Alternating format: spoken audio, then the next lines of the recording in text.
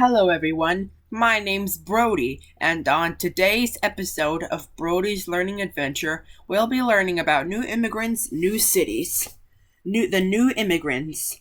Previous immigrants had come mostly from Western and Northern Europe, but the new immigrants in the 1880s were from Eastern Europe and Southern Europe, as well as Asia and Mexico. The reasons for both waves of immigration were mostly the same. Immigrants strived to escape the overcrowding religious and political persecution and economic problems of their homelands. They hoped for a better life in America. Ellis Island. And no, not Ellis Presley Island. Or Elvis Presley Island.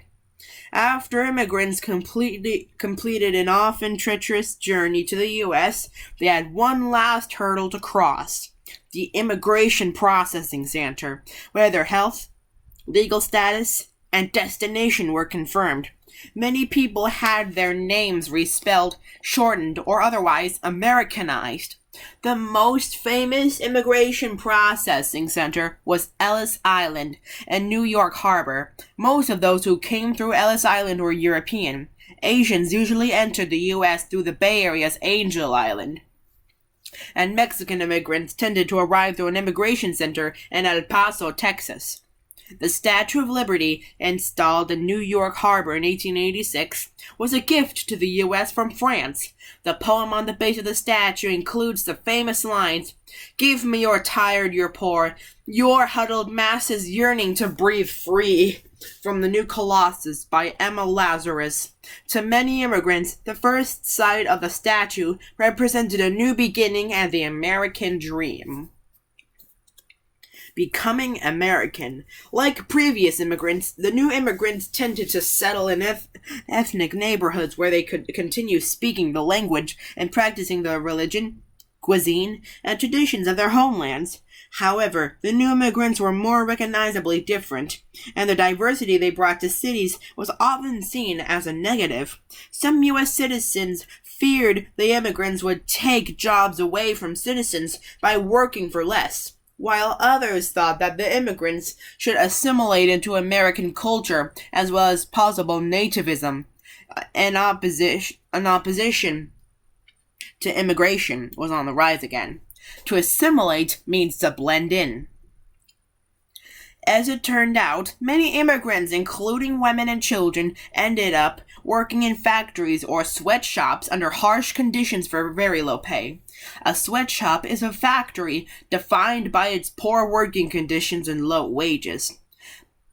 American farmers could not afford to purchase their own land in America, so they had no choice but to accept the work. In 1882, Congress passed the Chinese Exclusion Act, which banned immigration from China for 10 years. The act was renewed twice for a total of 30 years. Congress was also limited immigration from Japan and, unsuccessfully, attempted to restrict all immigration by illiterate persons, aka people. I think I made a typo now. Convicts and people with certain illnesses were banned from coming to the U.S. Although immigrants were encouraged to Americanize, the notion of being American was difficult to define. As immigrants assimilated, they changed what it meant to be American. America was becoming a melting pot, a blending of culture. If you want to hear it in song form, go to the Schoolhouse Rock episode, The Great American Melting Pot. Urbanization. Most immigrants moved to cities as machinery reduced the need for farm labor. Those workers began coming to cities in the north for factory work, as did many African Americans from the south. It was a time of great urbanization, or growth of cities. City life. Turn of the century cities were places of innovation and excitement. The steel industry and the invention of the elevator, patented by Elijah Otis, and not Otis from Garfield, allowed buildings to be taller, building up rather than out conserved city space. The first skyscraper was a 10-story building constructed in Chicago in 1884. Now, time you're in an elevator, look for a logo. The Otis Elevator Company is still a major producer of elevators. Public transportation enabled travel. San Francisco installed its cable cars in 1873, and Richmond, Virginia, introduced trolleys, electric cars to replace horse-drawn streetcars. Boston opened up its subway station in 1897, and New York City followed in 1904. Construction of Central Park was completed in 1873, designed by Frederick Law Olmsted. The park was built when New York recognized the importance of having a green space, or major parks were built during the same time period. Cities were still in need of development. The working class often lived in dangerous tenements that were unhygienic and overcrowded. Areas with many tenements became slums, which led to increased crime. City sewage systems were not equipped to handle so many people. Earthquakes and fires could destroy large sections of cities at a time because of unsafe building standards. These problems encouraged the growing middle class to move to the suburbs, now easier to reach because of better transportation. Reforming the cities. Local governments did little to address the problems of the cities, especially for immigrants. However, individual activists tried to make a difference. Photojournalist Jacob Riis took photos of slums to expose their terrible conditions. Others set up settlement houses to provide social services to the poor. New York's Neighborhood Guide, founded in 1886 by Charles Stover and Stanton Coit, was the first. The most famous settlement house was Chicago's Hull House, and no, not Full House, founded in 1889 by Jane Addams and Ellen Gates Starr. Here's a quiz to see if you've been paying attention. What was new about the new immigrants? Why did the new immigrants make the trip to the U.S.? What was the point of immigration processing centers? Why did some people want to stop immigrants from coming to the U.S.?